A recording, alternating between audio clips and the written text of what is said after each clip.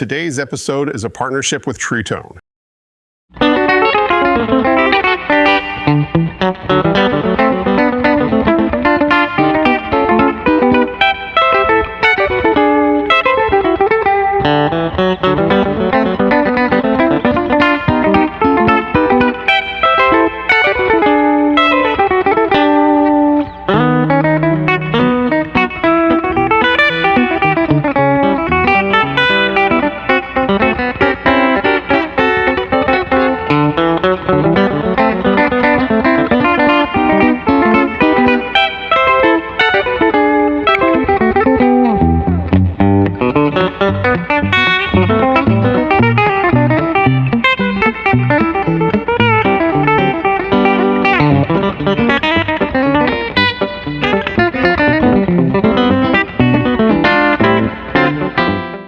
Well, hello friends. Today we are sitting down with the father-son guitar duo of Stuie and Sonny French of the French Family Band. They, about 5 years ago, they moved to the U.S. from Australia and have really been making a huge impact in a short period of time, making regular appearances on the Grand Ole Opry and doing shows of their own. And so today we're going to spotlight Stuie and Sonny French. So thank you for being on the show. It's our pleasure. We love your show. It's great. Well, thank you. Well, I guess we'll start off with, like, when was the moment when music really impacted you, and when you just really kind of fell in love with either music or the guitar? I guess when I was a kid, I used to hear a lot of Johnny Cash, Hank Snow, Slim Dusty, a big Aussie artist. And when I heard those guys, and I don't know why I wasn't playing guitar at the time, but I'd hear just little runs on the guitar, and I used to pick the needle up and put it back and put my head on the speaker, and just so I could hear that guitar lick. And I only just remembered that, thinking, wow, I used to do that before I even played. So I heard those guys, and I just loved the sound of country guitar. And was it like Folsom Prison and stuff like that you were hearing the guitar licks on, or? It was just the greatest hits of Johnny Cash and Hank Snow and heaps of Slim Dusty and the old Australian hillbilly singers that my dad loved. Yeah. And when did you finally pick up the guitar? I was 9 years old, and my brother, who played as well, he was getting lessons. He was trying to work out this little old hillbilly lick on a Slim Dusty song, and he left. He couldn't work it out, and that afternoon I picked the guitar and said, that doesn't sound that hard, and I wasn't playing at all, but I worked it out. First thing I ever learnt, and he came home that night, and I said, that's just that thing you were trying to work out, and he went, why do I bother? But anyway, from then on, I was hooked. And what was your first good guitar? My first good guitar, when I was 16, I started an apprenticeship as a diesel mechanic, and I saved every cent for about 6 months, and I bought an ES335. What year was that? I bought it in 1983, I think, something like that. Yeah. So my brother paid for it, and I paid him back. Yeah. Was it one of the dot neck ones? No, it was a 79 model with... Okay. Yeah, it's just... Yeah, with like the coil tap and some of the... Coil tap on it, yeah. Still got it. Yeah. Those are cool guitars. It's a great guitar. Yeah. And what was your first paid gig? Well, about that time, my brother and I and a friend, same age as me, his name was Darren Pinner, and my brother Peter, we formed a little trio, and we went on a TV show called Tasmanian New Faces. So we're from Tasmania. Yeah. And we went really well. We made it to the final and got second, I think, because they'd never heard back then everyone was just a solo performer, and this little band goes on there, and we play an instrumental, a vocal tune. They had an instrumental with a bit of country finger tapping in it, and we got work out of that. Next thing you know, we're playing on weekends, and I was making more out of that than I was in my job, so it was pretty cool. Yeah, that's very cool. Yeah. There's a clip on YouTube, I think it's 1982 even, of us on that show. Wow. Winter Winds, it's called, the French family. I don't know, Stuie French and Winter Winds or something it's called. Yeah. Yeah. Who are some of your big heroes on the guitar? An Australian guitar player called Barry Thornton, who played for Slim Dusty, and he played a 335. That's why I had to get a 335. Mm-hmm. And he just played beautiful, like Hank Snow, really, melody sort of stuff, influenced by Chet Atkins, and he played with a thumb pick. But he just played really simple but really precise, and people love his playing because he played the melody, you know. So that really taught me a lot. I learned how to play the melody before I could play licks. I could hear a tune and I could just play the melody, and I find that has really helped in later years, because if you can hear a song, play the melody, and then branch a solo off that, that's really important, you know. That's good ear training, and then also, start off with something that's melodic, and then, you know. But anyway, Barry Thornton and Luther Perkins, Hank Snow. Yeah. A few years later, I heard Roy Nichols, Ray Flack. Yeah. That did my head in when I heard those guys. I had to get a Telecaster. So. Mm-hmm. Yeah. Was it hard? Were you mainly just having to learn by buying records? Was it hard to get things in Australia? Was it hard to get, like, you know, instructional things and such? Well, it's funny. It's like where I lived was a real hot spot for country music. Like, there was a country radio show on the local old 7BU radio station. I remember as a little kid, every Saturday morning they'd have the Hillbilly Hour, and all the local pickers would get on there, and it was just like everyone had a Martin guitar, and it was a real hot spot, you know. So you could go and hear these guys, and they all had a great record collection, so they'd all make you a tape of what they think you should listen to. And, and I remember one of the guys had a Martin, and so his Gibson acoustic, that because he got the Martin, he wanted to be Lester Flatt and those guys. The Gibson went and hung on the wall, and my dad told me he had it hanging on the wall there, and I said, do you want to sell that guitar? Because I'd love a Gibson acoustic. I'd never even seen one in the flesh. And he said, I'll give it to you. So he gave me this country and western model, like a 60s Southern Jumbo or something. Yes. And I've still got it. Yeah. And I just used to look at that thing, because I saw them on record covers, and you know how record covers, I could look at them all day, you know. So when I finally got one, I just couldn't stop playing it. Yeah. Huh. So did you go on into being a diesel mechanic? Yeah, I did it for 8 years. Yeah.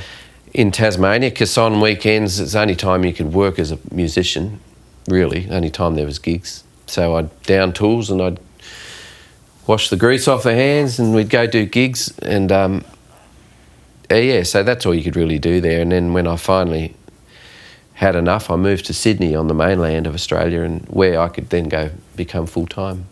And you had mentioned earlier that you had built a studio and you started recording and... Yeah, well, because I started a family, I met my wife, and when we had kids, I thought, I don't want to be away on the road. So I worked with my wife. She's a singer, Camille. Yeah. How did you meet Camille? We met at the airport. We were both flying somewhere to do a show with an Australian artist called Troy Casadale, and he was a big star down there. So I was in his band for 5 years, and Camille came in because she sang on his record, and so next thing she's on the show singing as well, and we sat together on the plane, and that was it. That was it. Yeah. So get us to moving to the States. How did that come about? Well, I'd had my studio down there, which ran for 20 years virtually. I made a living out of that.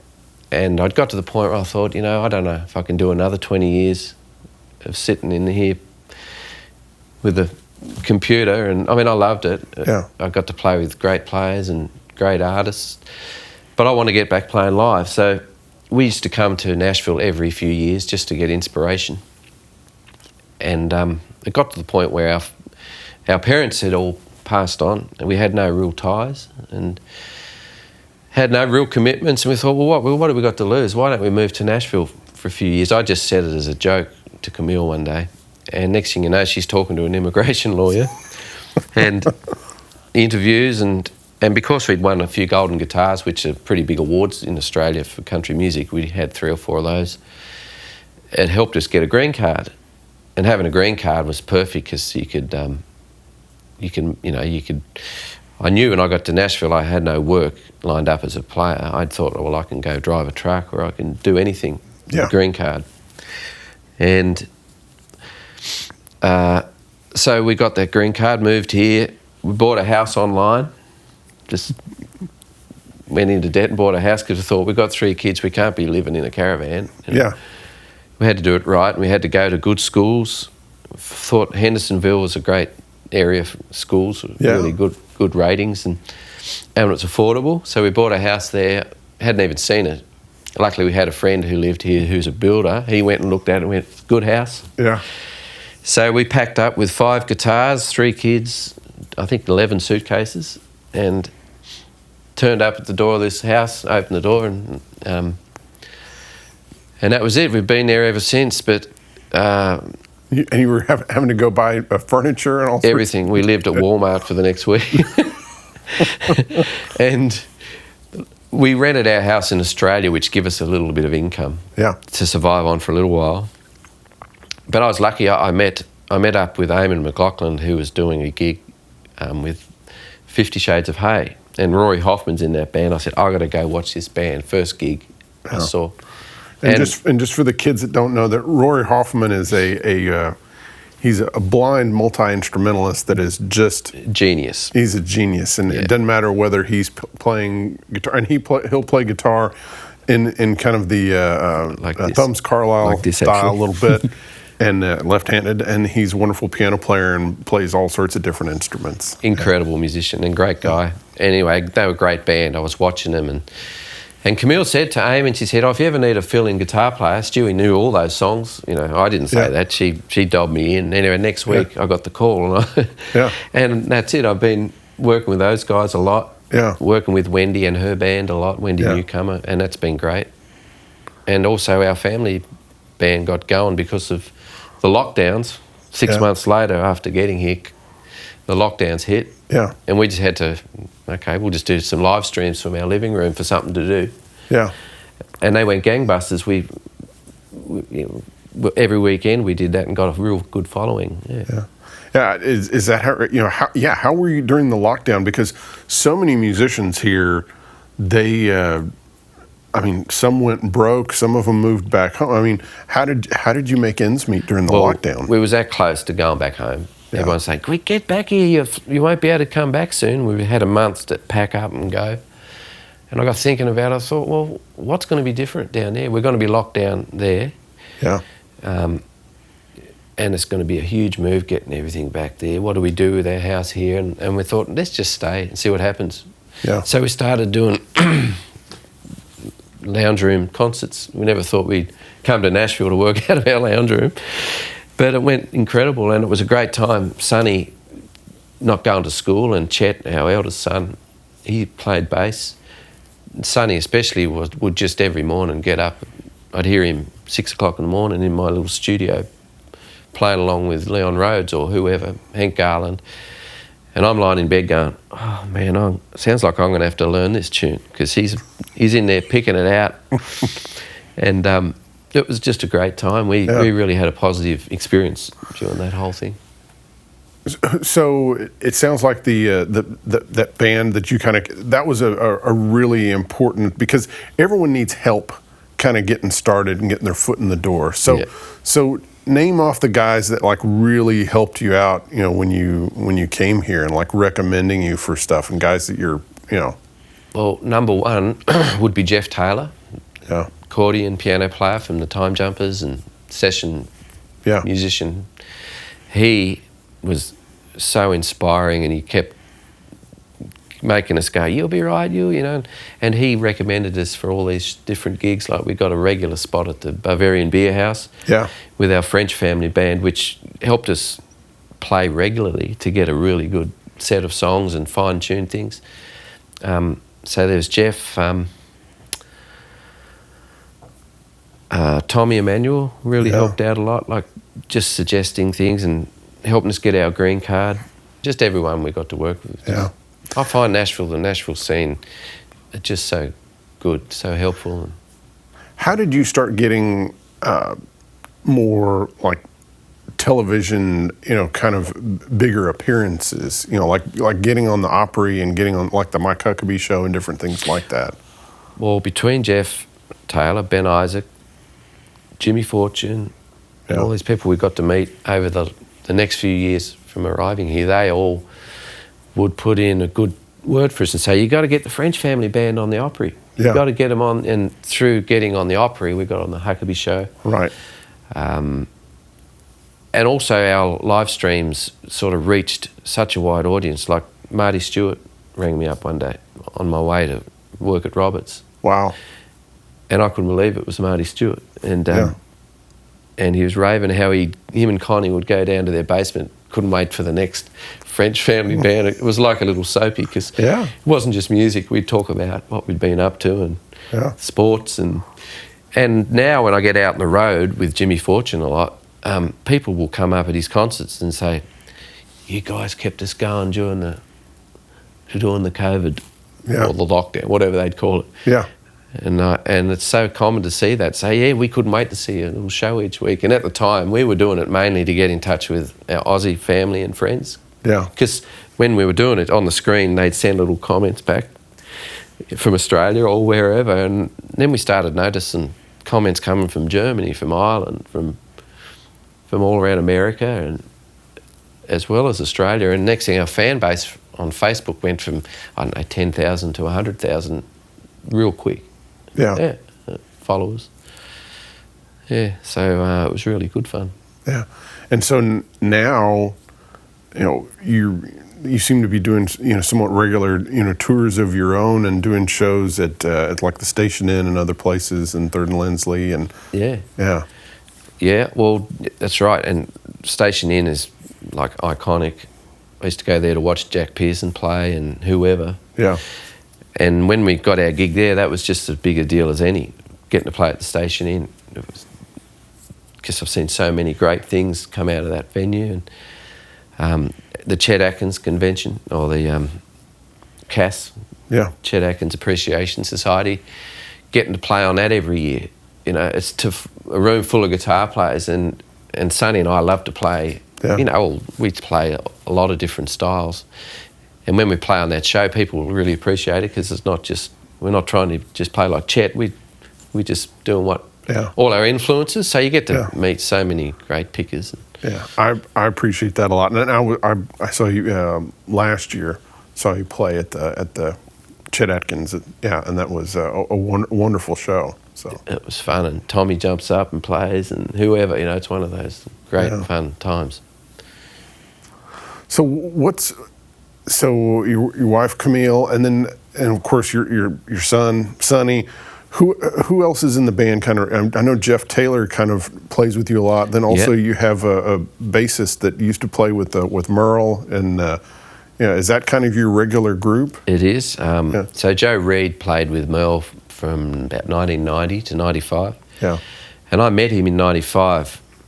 I played some little gigs around town with Noel Haggard when I'd come over for a month or a few weeks, and Joe would play those gigs as well. And I would just get in Joe's ear, and I wanted to know all about what it was like to tour with Merle, because he's my hero. Yeah. And the Strangers have always been my favourite band, just in every era. Anyway, so I got to know Joe a little bit then, and then all these years later, in 2019, a month before we came here, I thought, I better try and get in touch with a few people. And for some reason, I still had Joe's number. I didn't know if it'd work.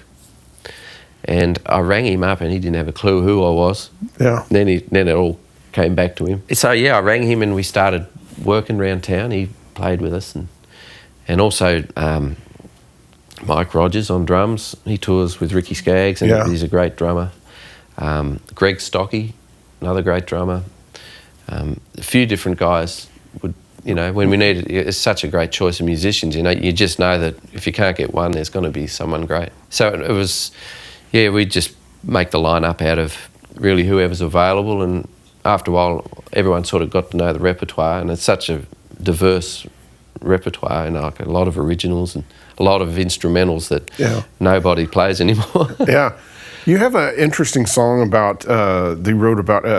Tell me the one about the being able to hear the Opry on the on a radio station in Australia. Yeah, well, back in 1945, my dad used to love. He was only a young guy, but he loved listening to the local hillbilly stations. He called it. Yeah.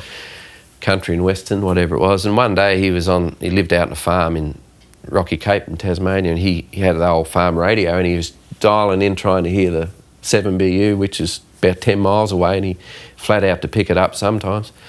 And in comes the Grand Ole Opry, as clear as crystal. He couldn't believe it. He'd heard about the Grand Ole Opry, but never heard it.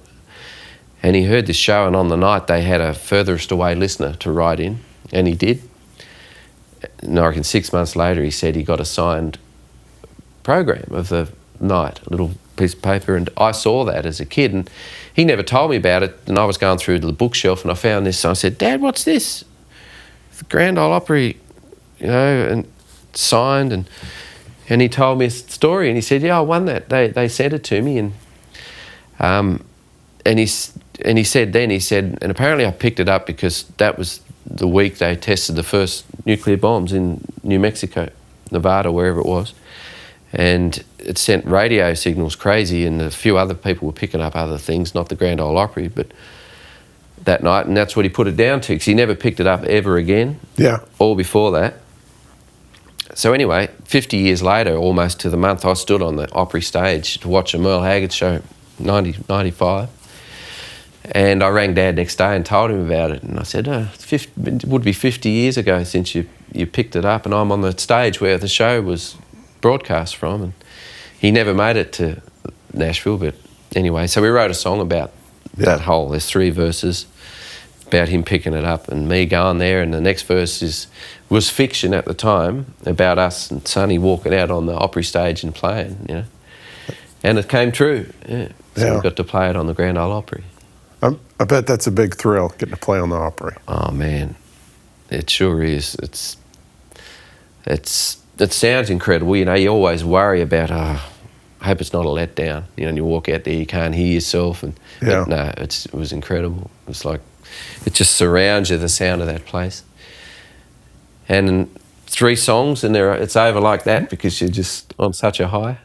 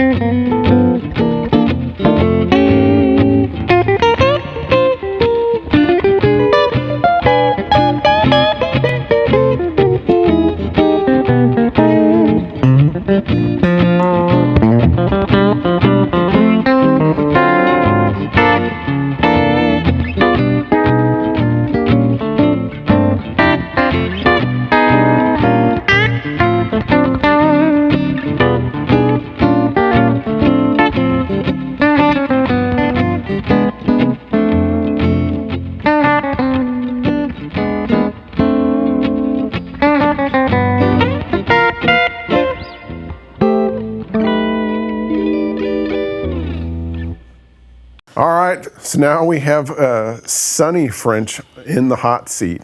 So, So Sonny, tell it. You know, a lot of times when a father does something, sometimes the son will not want to have anything to do with that kind of thing. Like my son doesn't really want to play guitar and things like that. But you gravitated to the guitar. So what made you get into the guitar? Well, I don't know, that's why I don't play a Telecaster. Yeah. No, but I don't know, I kind of just grew up around it, and I guess for the first 8 years or so, I just kind of saw it as, oh yeah, that Mel Haggard or whatever. But there was honestly one time where we went on this trip together, me and Dad, and I was stuck in a car with him on a road trip, and he sort of like brainwashed me with Live in Muskogee, and I guess if you hear it that much, it's just like good enough to where you can't resist it. Like naturally, the music's that good. Yes. And then after that, I kind of just had to love it. So yeah. As we're talking about, there's a Merle Haggard album called Live from Muskogee that is a wonderful album, and Roy Nichols plays some of his best stuff on there. And yes, it is a great album all the way around. So Live from Muskogee brainwashed you. And so how old are you now at this point? I was like maybe 7 or so then. Okay. Now I'm 17, but yeah, and since then it's just kind of been, honestly, it's good because I've kind of had a guided journey of like things to listen to. I haven't had to find it myself. Right. Because it's like, oh, what should I listen to, Dad? And he just tells me something. So it's almost like shortcuts, but. Yeah. So you started playing guitar when you were 7. How much were you practicing at that point?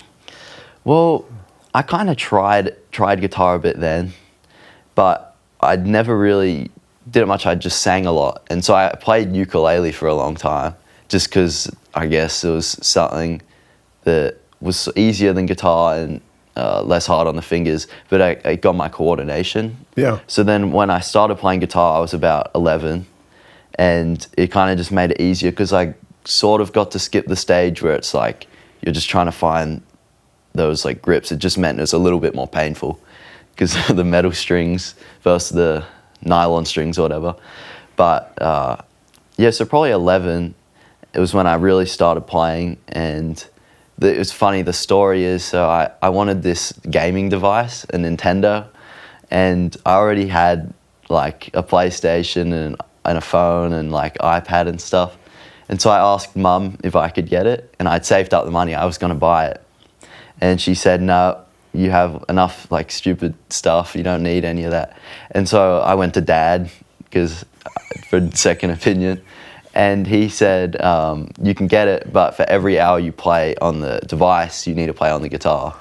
And Bravo, Dad. Yeah. Bravo. But I guess, I called it back from Mum.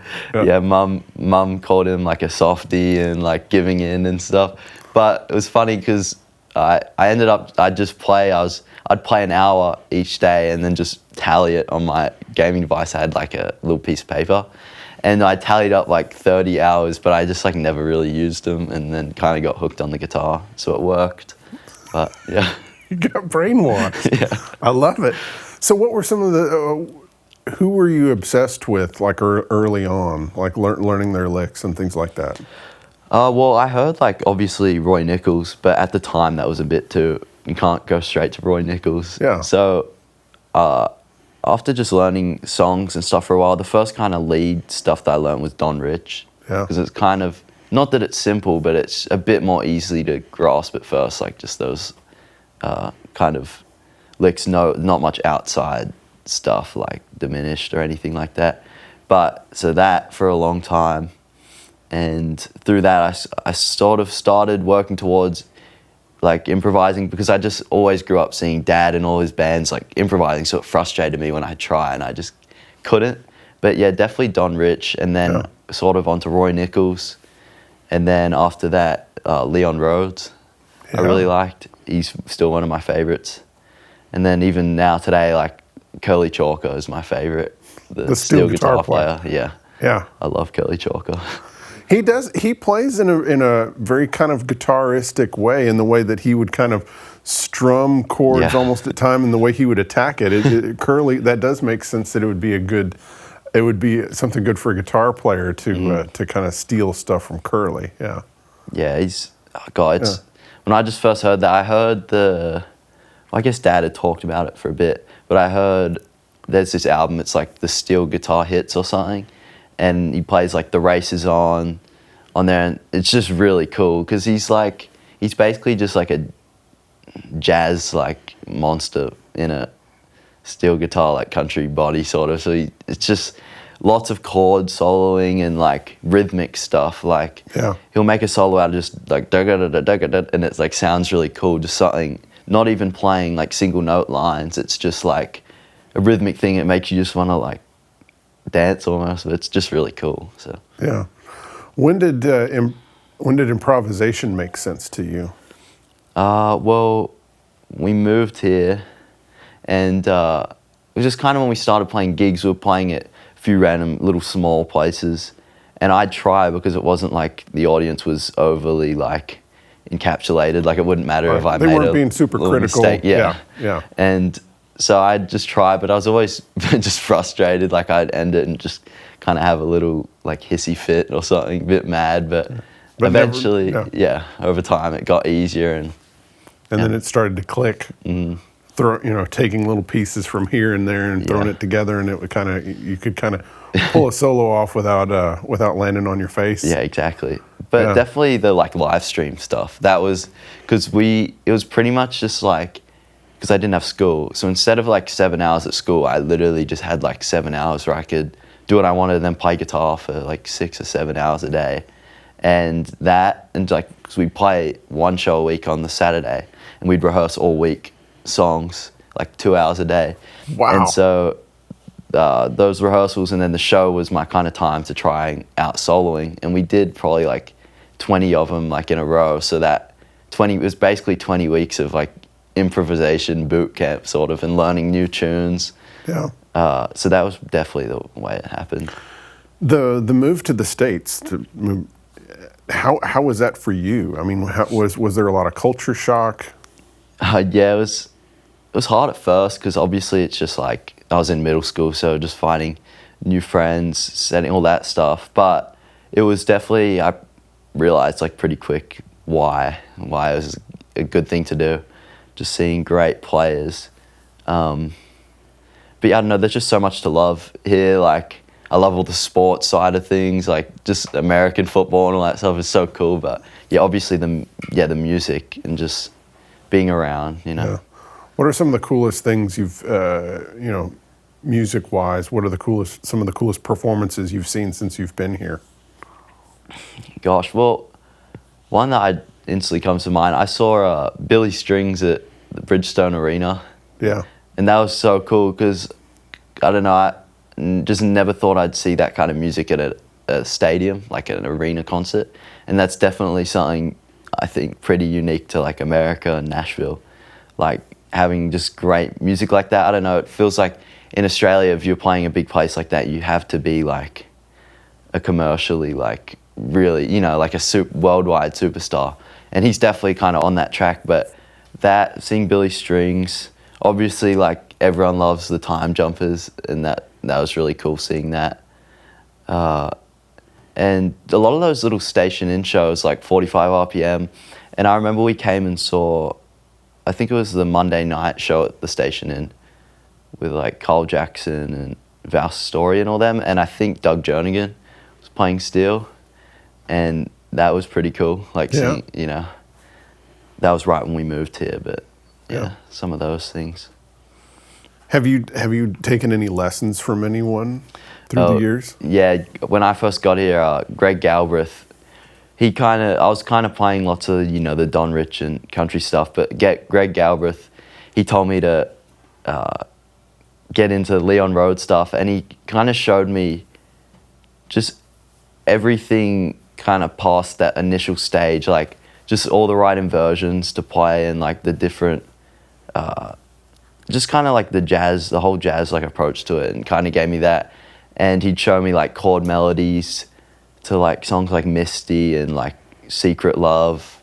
And that kind of just, I don't know, just introduced me to that whole world of it, because he's such a great player and played on so many sessions, and he knows how to play classical and, all that kind of stuff. And definitely he kind of, just molded me into getting all those essentials just outside improvisation, and just kind of like allowed me to play like Western swing and all that, Yeah.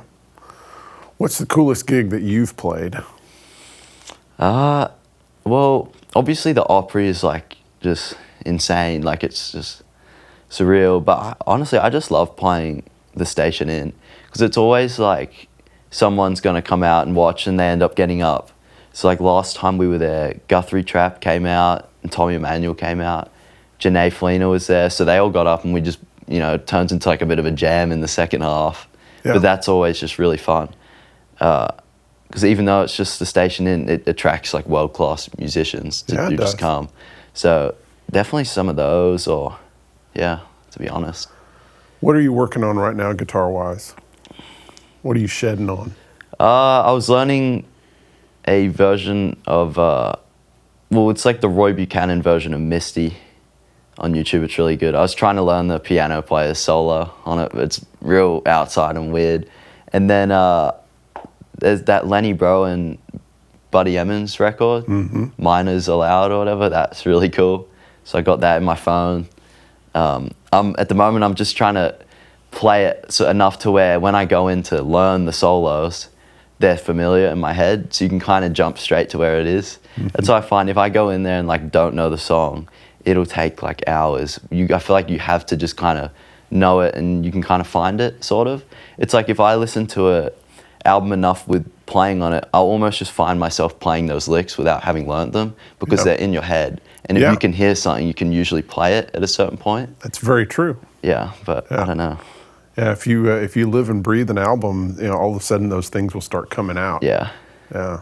Well, because it's like when players scat, like you can sing like what you play because you're hearing it, and that's what I find. Like if I can sing a lick, I can probably play it because it's just when you're learning how to improvise, it's pretty much just like bridging the gap between like what you can hear and sing and then what you can play. It like becomes one language, so it's like your brain receives it the same way, whether you're playing it on guitar or singing it. But I don't know. You also do your own shows, so you've and sometimes you do them with as kind of a duo with Parker Hastings. Yeah. So those are fun. It's lots of acoustic stuff, but yeah, we just have little things worked up, and he's a great fingerstyle player, Parker Hastings. But yeah, it's been fun with him, and we sing songs, and that's just a good one. And like last week, we were playing at a Puckett's in Franklin, and Tommy Emmanuel, and Jimmy Olander. Yeah. And that like that's like only something that would happen in Nashville. But yeah, doing that, and I don't know, another gig that was really fun is, so Jeff Taylor, he used to get me at the Barbarian Beer House with his house band there. And so it was like Andrew Carney, the trumpet player, great, like LA guy who's moved to Nashville, and Jeff Taylor, and just some other great players. And that kind of has helped me a bit, just because obviously growing up with my family, it's almost like having safety wheels on your bike. But when I just have to go out there and do it myself and kind of lead the band and stuff, it's definitely a big growing like experience. You got any gigs coming up that you're excited about? Gosh, I don't know. We played one on the weekend in McConnellsville, Ohio. That's always cool. I love seeing all the little like Opries around the towns of America, the smaller towns. It's always just cool, and it's funny because they'll have like usually the Opry side, they'll do the first set, and then we come out and do the second set. And there's so many great singers in all these little towns that are like even in Australia, I feel like if you were to hear this person, they'd be one of the best, like but here it's just some random guy who sings like once a month in his little town. So it's very like humbling and like, but really cool and inspiring just to see that. Like, it's just sort of the American way, like everyone just can sing and play, and it's really cool. I don't know.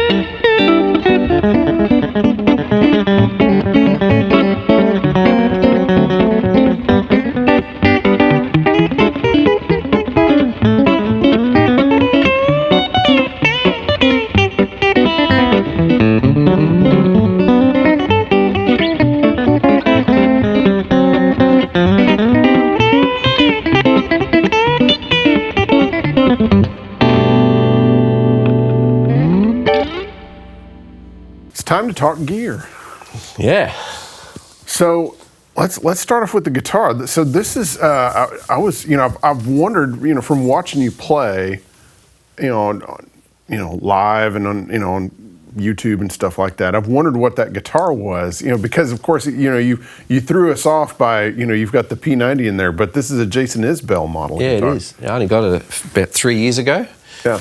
And I wanted a guitar that would feel and sound very similar to I got a 66, and it's in Australia. I haven't brought it over. Yeah. And I got this guitar, and it's as close as I've ever had to that, and so I love it. And It's just my go-to Tele now. So did you pick it out? Did they ship it to you? I mean, Just shipped it to me. Yeah, it was luck of the draw. It needed a few little things like fixes, but Eugene Moles give it a little bit of a service, and I swapped that around because I liked it back to front. So I got my little tone there, and I put a P90 in, a low-powered P90 made by David Budd's. Yeah, and just so you know, Dave Budd's pickups have kind of become unobtainium, so. Don't harass him about trying to get a pickup, unfortunately. But so that's a low wind P90. So the mods include, you flip things, and so is that the volume or the tone that's close by? That's the tone, so I can do I got to give it a spray. It's a bit there. Yeah, I just love having that there. Okay. So you use that, so you don't have those swapped around. So you've got the tone control back close. There. Okay. Yeah, and then of course the nice bent over switch. Well, just so when you're playing, you can flick it with your little finger. Otherwise, you got to grab it like that if it wasn't bent. That's a Danny Gatton trick. Yeah. And then you've got some other saddles on there. Yeah, I don't know what brand they are, but they're just compensated. I love the 3-piece saddles. Yeah. And it's just nice to have it in tune, Yeah. And that's it for the so let us hear the the neck, both, and the bridge. Play a little bit of each.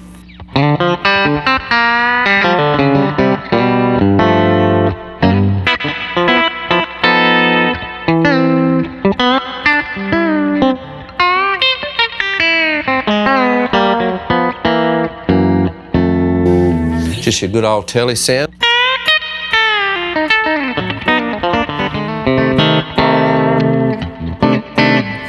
I had to adjust it so it's you got your nice middle. That's the hard one to get, the middle position. It is. And I love that sound for that.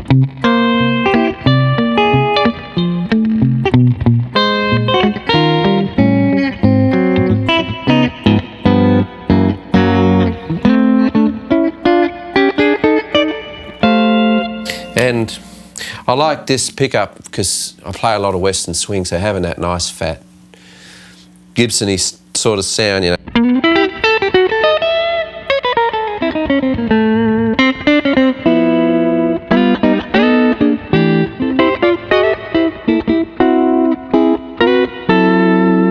Yeah, so it's nice and fat. Yeah. Yeah. That's very nice. And what kind of pick and strings are you using? Well, I've just gone. Gabe Tonin, great Nashville picker, he said to me, "You got to use 9s, because I was doing these Broadway shows, Broadway gigs, and they go for 4 hours, some of them, with Wendy's band, and I do a lot of,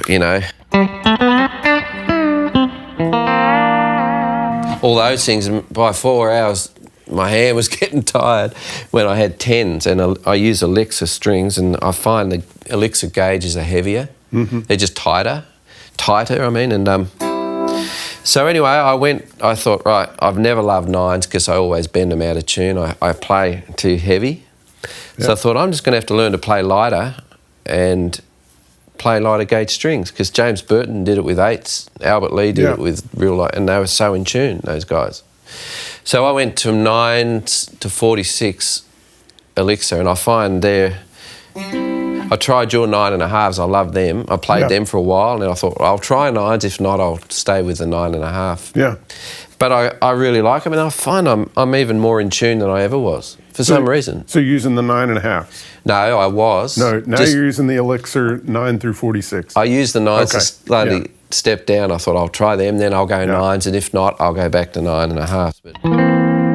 But I don't know, I just find the guitars in tune better. It's the thirds sound more in tune. Yeah. I don't know how. I thought the lighter the gauge there.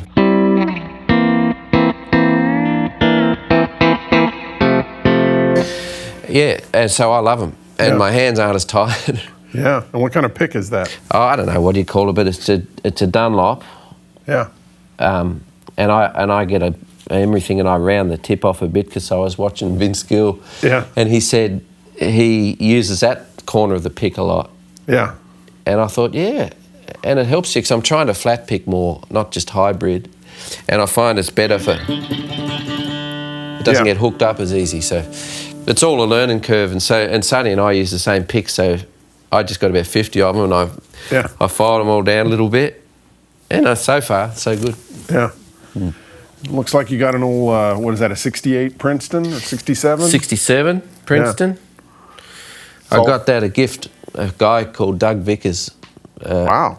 He used to do sound for front of house for James Brown. Yeah. And I had my birthday a few years ago, and he sent that to me. I just had to get it going. It hadn't been going in years. Yeah. What a birthday present. That's a great birthday present. So do you gig with that? I've done gigs with it, but I usually use a deluxe. It's a little bit more headroom. Yeah.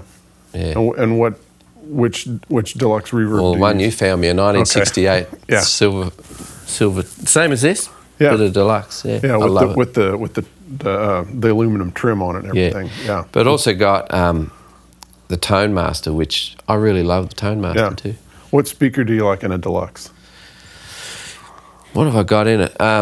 It's a Warehouse, the white Warehouse one, whatever that is. The ET65? Yes, that's it. Yeah. I got one of those because of you. Oh, really? Yeah, and I like it a lot. Yeah.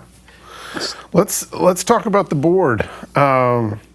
You've got one. It's always nice to see some True Tone stuff, and especially to see an oldie goldie, the VSXO. So how did you learn about that? How'd you get that? I went and saw Pat Bergeson playing, and he could play through anything and gets a great sound. But he was using one of those. I think it had just come out, maybe 10 years ago it was. Yeah. And I said, what are you using for your overdrive? Because it's so smooth. Yeah. And he told me he just got that. And so I went down to Guitar Center, I think, and bought one. Yeah. And I love it because I love the clean. You know, I use this side as a clean boost. And this one's my overdrive. I'm not sure if I'm doing it right, but no, that's a great way to do it. Yeah. It's just it just saves you having two pedals, you know. Yeah. So I love that. And I got my Ray Flack baby powder. I've got to have that. I'm addicted to it. And your CS7, and then you have your Vince Gill Guyatone ST2 compressor. Yeah, Jed Hughes. I knew Jed would know. Yeah.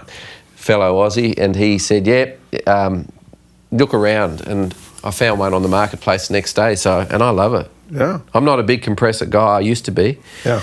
But just when you want that nice smooth thing, it's so cool. Yeah. Yeah. Now, you have this multi-effect unit here where it's, basically a bunch of individual effects that have all been put like in one box. Yeah. So who made this and what all is on there? Tell us about this. Well, a guy in Australia called Laurie Minson, who's a great guitar player, and he's a gadget guy, and he used to build like individual pedals, like they're all after Australian names like Goanna, the Wobbegong, the Wallaby, King Brown, the Dingo type. He had these separate pedals, and then one day he thought, I should put them all in one board. Yeah. And because he's a great player, he knows what good tone is. Yeah. So he's designed each one of these and tailor-made it to what he thinks is good. And I've been using them now for 5-6 years, and this one is probably one of the latest additions. It's got I love the reverb in it. I find pedal reverb's really glassy, but this sounds just like a really good old spring. So what are all the effects that are in there? So I got reverb, which hasn't got you push, you can turn it off like that, but it's got a clean boost. It's got a delay here with a tap tempo. The Wobbegong is like a vibrato. Yeah. Which is a really great, the old Boss vibrato. That sounds just like that. This one's a tremolo. A really good tremolo, like you can pull it out and it's a bit more severe.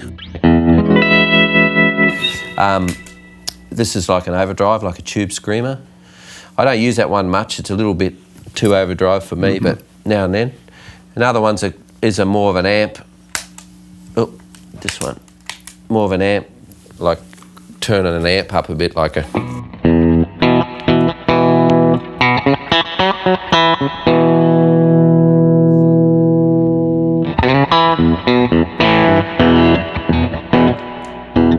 And this is a compressor, which is a great compressor as well. It's just a real smooth.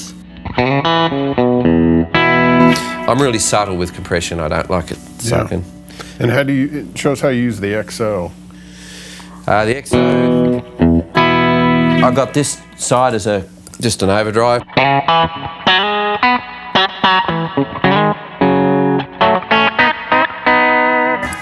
A little bit of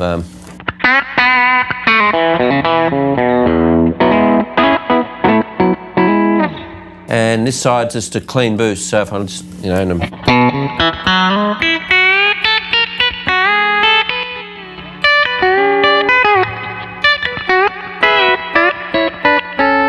clean boost, that's all that is. And this one's a clean boost as well. So sometimes I have this one set so it's a clean cut. So, you know, when you turn your overdrive on and it's too loud, well, you can put that one on, it just brings it all back. So yeah.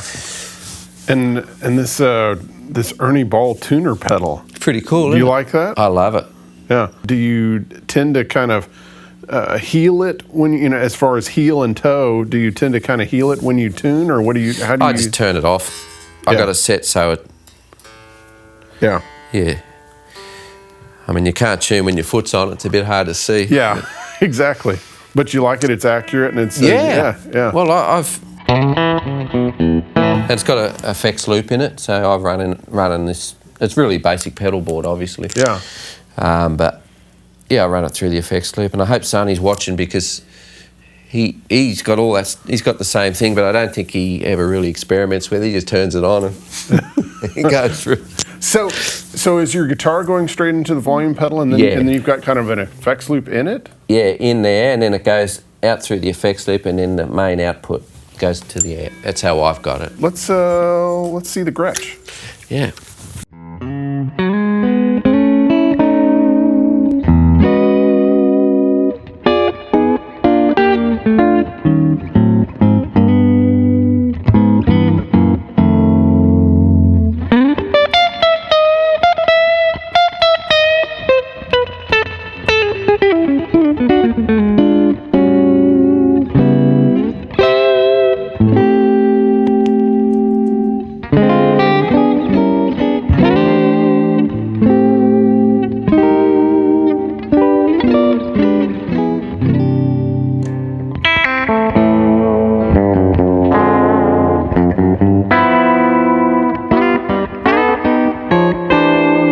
Yes, it's at 6120 Brian Zetzer. How long have you had it? I got it in 2008. Yeah. It's really nice. Have you modified it in any way? Yeah, I took the dice off here. I've never even adjusted the pickup height. It's been a great guitar. I was playing at a Fender thing in Sydney years ago, and everyone's playing Telecasters, like for all the shop owners. They have this every year. They'd have this seminar, and everyone's playing Teles, and I played. They wanted to sleepwalk, so I saw this Gretsch on the wall. I thought, well, no one's playing a Gretsch, and they were Gretsch dealers too. So I played this Gretsch, and it sounded so good after getting your head cut off with the Teles. And next day they said, if we gave you one of those, would you use it? I said, sure would, because up to then my guitar like this was a Diamond. Yeah. Which was a great guitar too. Yeah. But having this, the real deal, man, I haven't stopped playing it. Wow. So this is a stock Brian Setzer model from 2008. Yeah, and locking tuners, which is so much better when you tuning, restringing, because restringing these things is a nightmare sometimes. I found the best way, you put the string on, you bend it with the pliers, put it on, and you put a capo on. Yes. And then you can just go to town. That's the same way I do it, because otherwise it's just a nightmare. Oh, and you don't need, you only need half a wind. Right. Because of the locking tuners. Yeah. Do you string it differently than your other guitars? I use 10s on this. Yeah. Too light if I'd went 9s, I reckon it'd be. And it makes you play differently. On this, I love playing rockabilly, you know, like a...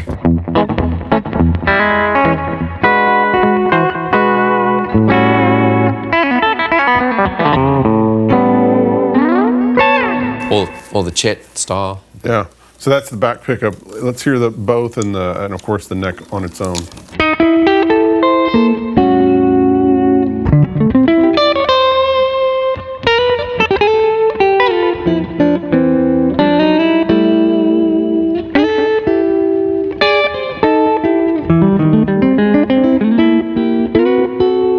So that's, oh, sorry, I didn't have them both turned up.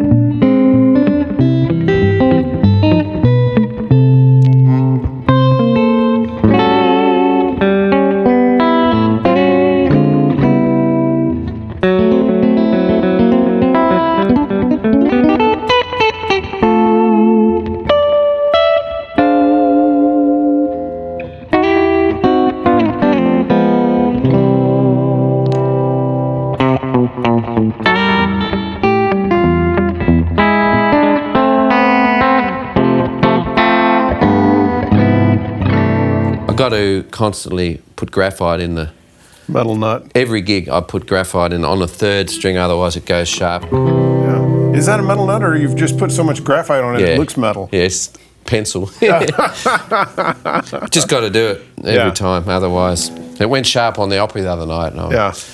It sounds great, and thank you for kind of showing the different pickup sounds all during while kind of playing the same I'll see you in my dreams. Yeah. When you gig downtown, do you mainly just take the Tele, or do you take both of them when you play? Most times, if Rory's playing, I take two because I want to hear him play. Yeah. So, because he plays accordion in that band. Yeah. Electric accordion, and so he plays everything from Hammond. He'll play banjo on that thing, and it sounds like a real banjo because he's a great banjo player. So it's like people are looking around and saying, "Where's the banjo coming from?" Yeah. Anyway. I take a spare guitar. Obviously, it's good to have a spare guitar, but I want to hear Rory play it. And it's like, I give it to him to play, and I go, why did I do that? Yeah. And it makes me go home and practice. Because he's going to burn you. He's so good. Yeah. Yeah.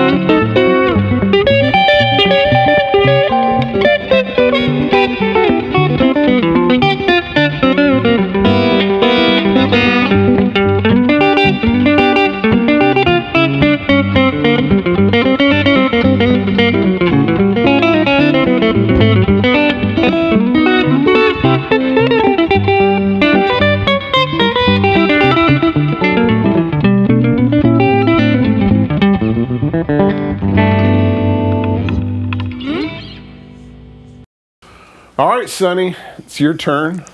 Yes, sir. I love this. This is a '60s Coronado. So tell me about this. Well, I'd kind of seen him over the years, and I don't know. Every now and then, me and Dad would go to the guitar shops or whatever. And actually, I was there with my cousin and my dad, and we're at Gruins, and I just saw it, and I've kind of seen them over the years, and just thought they're slightly unappreciated. Yeah. You know, because they never really were a big guitar necessarily. But so I just thought I'd buy one. I don't have the thing in. It has one, but I don't know. I didn't really need to use it. The tremolo bar. Yeah, vibrato, whatever. Yeah. Yeah. But so this is a Coronado too. What year is it from? I think it's 1967. Yeah. Yeah. But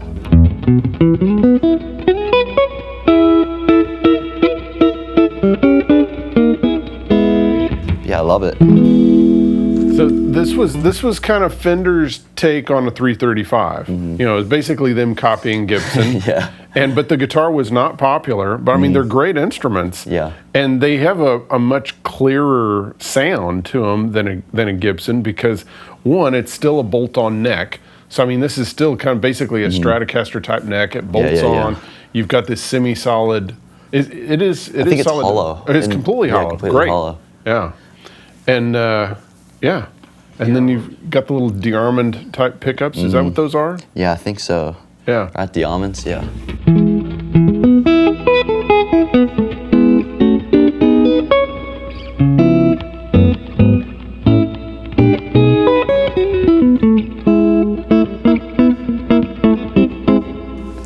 Let's hear both.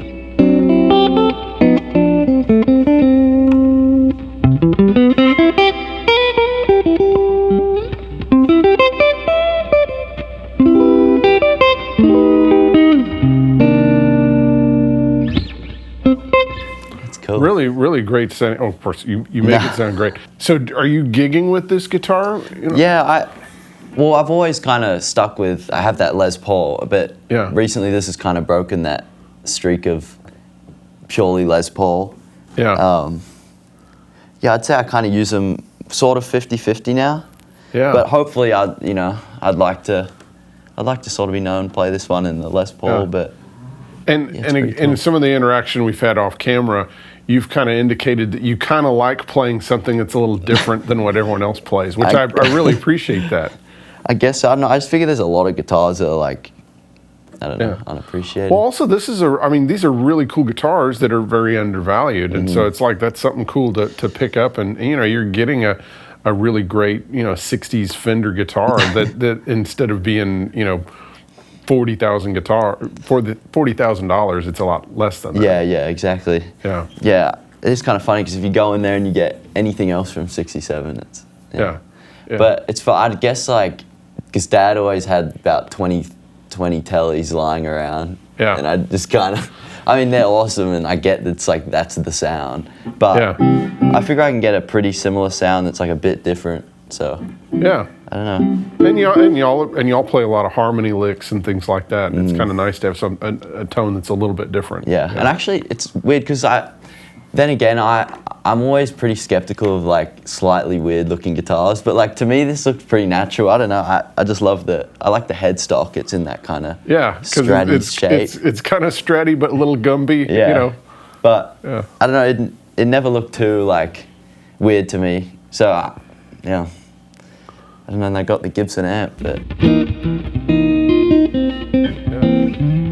Now let's talk about the amp. Tell me about this amp that you have. Well, I was at a soccer tournament back, I guess 4 years ago or so now, and we went into this little, wasn't it the little E string? That's the place? The B string in Winston-Salem, a little guitar store, and they had this sitting over there, and it usually would have a Gibson sticker, but over the years someone's stolen it. So if you look from the right angle, you can see the light where it's like, it's slightly more clean, the material. Where the badge used to be, the Gibson badge. So we'll need to get one, but I use it at the station, and it's right on the edge of being not loud enough, because if I want it loud enough, it cracks a little bit, but I like kind of that natural overdrive sound. A little bit of hair, Yeah, so yeah, it's pretty perfect, but it usually takes 20 minutes of warming up before. Yeah. So what year, so it's a Ranger. Yeah. And what Ranger. year is it? Is it like 1960. 1960, really? Yeah. Yeah. But yeah, the Ranger. Dad always talked about the other one I'd like to see one day is the Lab series or whatever. That's the other good one, right? That's a monster. Yeah, those weigh a ton. Those are killer stage amps. Yeah. But yeah, I just thought it's cool. I've always liked the Gibson through the Gibson. I don't know, it just sounds cool because I obviously want something that can kind of keep up with the Tele in that kind of on that back pickup or whatever. And when I play it through that, it kind of lets it do that because I don't know, it's more kind of grunty or something. Yeah. I don't know. Yeah. It's like got a little mid-range nose on it. Uh-huh. Yeah. But yeah, so I love that amp. Yeah, I probably don't use it enough. I've been using that the Tone Master, yeah, but this one is probably my favorite. So when you're playing other shows, you tend to use the Tone Master? Well, just because it's easy and it's pretty reliable. They are. But if I really want like what I would say is my like favorite kind of sound, it's definitely that thing. So you've got a similar pedal board here. So you've also got the Ernie Ball tuner volume pedal thing combo, and then you've got another one of these combo. These effects units. So is it the exact same board? Is it the same effects that your dad has, or it's pretty much the hand-me-down version. I get Dad's like leftovers whenever he moves up, but it's like perfect for me because I don't even, I'd use it a bit. What do you use on there? I'll use the dingo a bit, like, because every now and then I want like especially when I play the Les Paul, I want that like just a little bit of extra volume. I can play like the Roy Buchanan, like that sort of where he does the volume swells. Oh, we'll have you do a little bit of that. Yeah. But so I use that one, the dingo, which is like sort of that natural like overdrive thing. Yeah. And then every now and then I bring this one out, like the gecko, that's what it's called, but it's like an echo. And then, I love it. And then the goanna I use, because this guitar has less level than my Les Paul, so I just will have this thing off, but when I grab my Les Paul, I'll just have like a cut, so it brings it back a bit, so it's not. Yeah, so you have your gain levels the same, equalize them. Yeah. Yeah. But yeah, pretty much. What kind of strings do you use? Elixirs. But these ones I've actually had these on since I bought this guitar, like I guess a month ago or so. 6 months? No. You won't let me change them.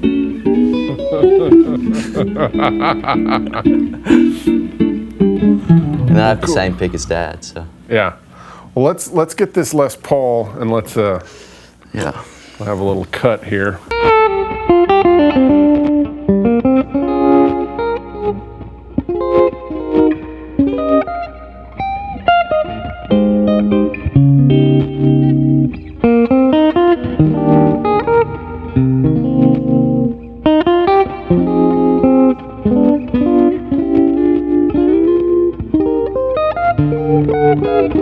I'll use this thing just for that.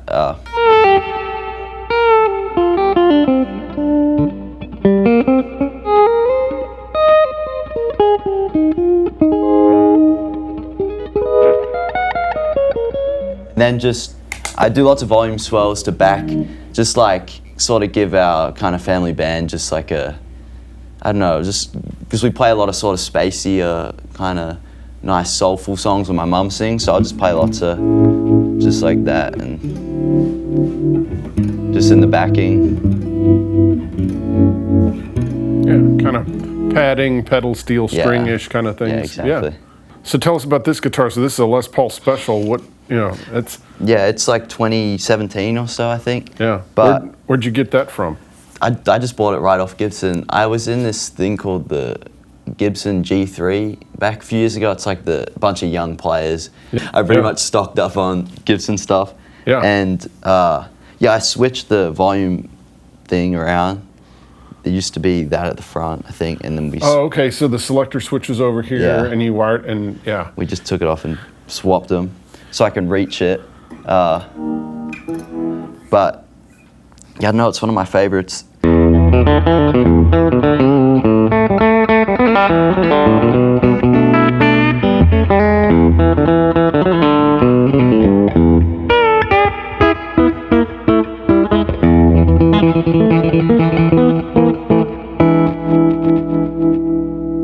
Yeah, and then one day I was bored at rehearsals, so I marked my nickname in the, it says Foo. That's my nickname, Foo. So I put that in there. And then one day I was at the Gibson Jam thing, and Don Felder was playing on the show, so he signed the back of it. So yeah, formerly from the Eagles. Yeah. But this is definitely my main guitar, and that's the one seen you play the most. Yeah.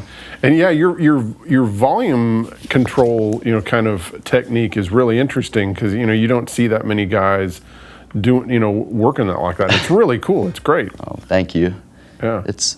I don't know, I just figured I'd also seen Frank Record play like one like this, but he just had the single, I think it was the Junior. Yeah. But so I kind of liked the look of the double cut. He had the yellow one, bright yellow one, with Emmylou Harris, all those like luxury line of clips and stuff. Yeah.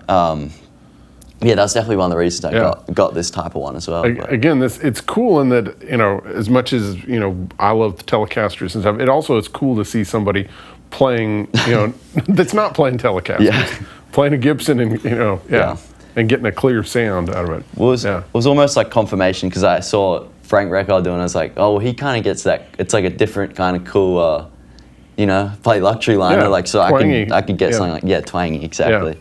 But, I don't know, I love it. Well, this was a real treat to have the two of y'all. Thank you so much for coming down here and chatting. Where do people follow you? Where can where can they see you play? Well, on the French Family Band Facebook page, it kind of has all our info, and our website. But yeah, come on down the Station Inn. We play there. What is it? Third Tuesday of every month. Every month. It's always fun. Yeah, we're honoured to be on here, Zach. All right. Well, thank you for coming. We loved it.